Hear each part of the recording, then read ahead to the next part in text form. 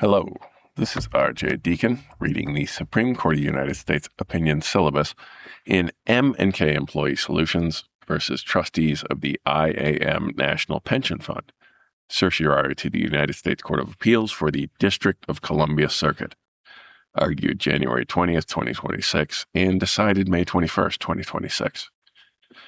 Pursuant to the Employee Retirement Income Security Act of 1974, ERISA, as amended, an employer that stops participating in an underfunded multi-employer pension plan, MPP, must pay the plan withdrawal liability, i.e., the employer's share of the plan's unfunded vested benefits, UVBs. See 29 U.S.C. Section 1391. Withdrawal liability is calculated based on the plan's UVBs as of the statutory measurement date, the last day of the plan year preceding the employer's withdrawal. That's sections 1391 B2 Cap EI and C2CI and 3 Cap A and 4 Cap A. Determining the value of a plan's UVBs depends upon both hard data, such as the number of beneficiaries and the value of the plan's assets, and a variety of actuarial predictions about the future. One key actuarial assumption is the discount rate, which is the interest rate used to discount future benefit payments to their present value. That's 87 Federal Register 62317. Petitioners are four employers who withdrew from an IAM National Pension Fund, an underfunded MPP, between April and December 2018. The fund assessed each employer's withdrawal liability as of December 31st, 2017, the measurement date. In making this calculation, the fund applied a discount rate of 6.5%, which it had adopted with its actuarial firm in January 2018. The fund had previously used a discount rate of 7.5% to value its UVBs. Petitioners each initiated arbitrations challenging their assessments. In each case, the arbitrators determined that the assessments were erroneous because the fund had applied actuarial assumptions adopted after the measurement date. The arbitrators instead required the fund to use the actuarial assumptions that were in effect on the measurement date, i.e. 7.5% discount rate. The funds sought review in federal district court. The courts disagreed with the arbiters and held that the actuaries could use the assumptions adopted after the measurement date. The D.C. Circuit affirmed in a consolidated appeal its decision conflicted with a decision of the Second Circuit, and this court granted certiorari to resolve when actuarial assumptions may be selected for purposes of calculating withdrawal liability. The Supreme Court held decision below is affirmed, and Justice Jackson delivered the opinion.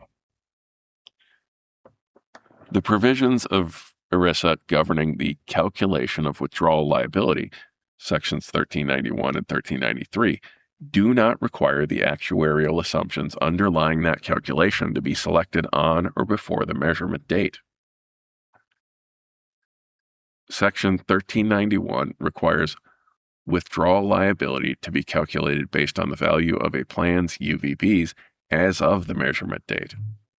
Petitioners contend that Section 1391 as of language establishes a deadline for the selection of actuarial assumptions, but Section 1391 sets no such deadline.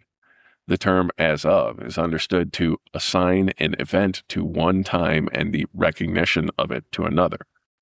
That's W. Follett, Modern American Usage, at 41. Section 1391's as of language thus means that the hard data that feeds the UVB calculation must be fixed on the measurement date, but the calculation itself can be performed after that date. Actuarial assumptions are not observable facts about the plan. Instead, they're predictive judgments used as tools to calculate UBVs. Accordingly, while Section 1391's as-of requirement sets the reference point for factual inputs, it has no bearing on when actuaries must select their assumptions.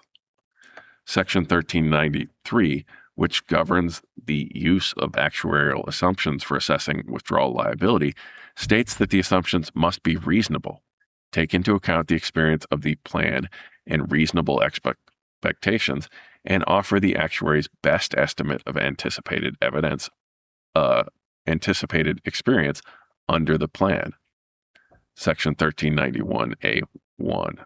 Section 1393 provides no deadline by which actuaries must select their assumptions, and the court does not generally read limitations into the statutes that do not appear in their text. That's Romag Fasteners versus Fossil Group. Indeed, because Congress included a deadline for the selection of actuarial assumptions in a different section of the statute, but imposed no similar limit in Section 1393, the court presumes that the omission in Section 1393 is intentional.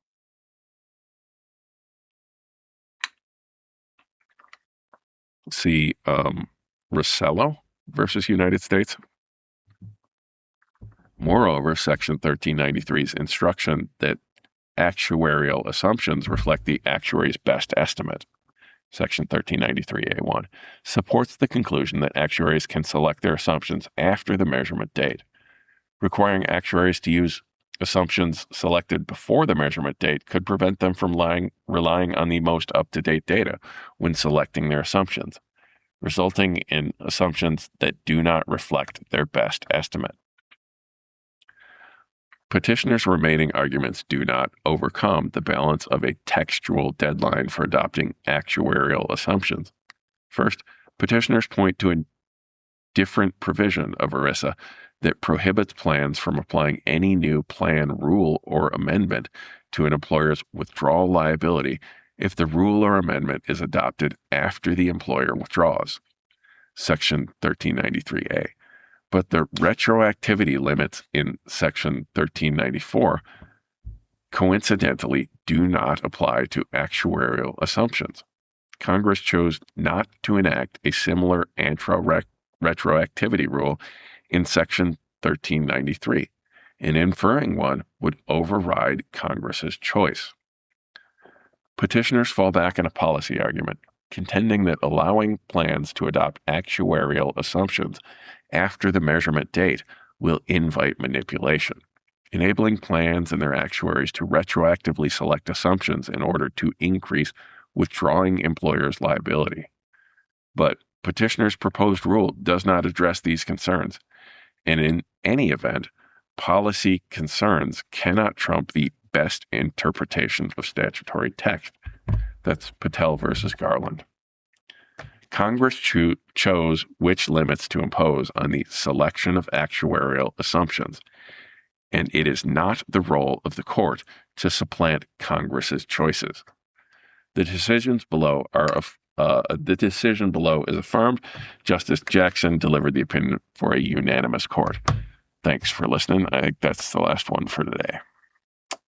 I'm giving myself the time I would have spat my email at you in a few seconds more to say hi and be a human being occasionally.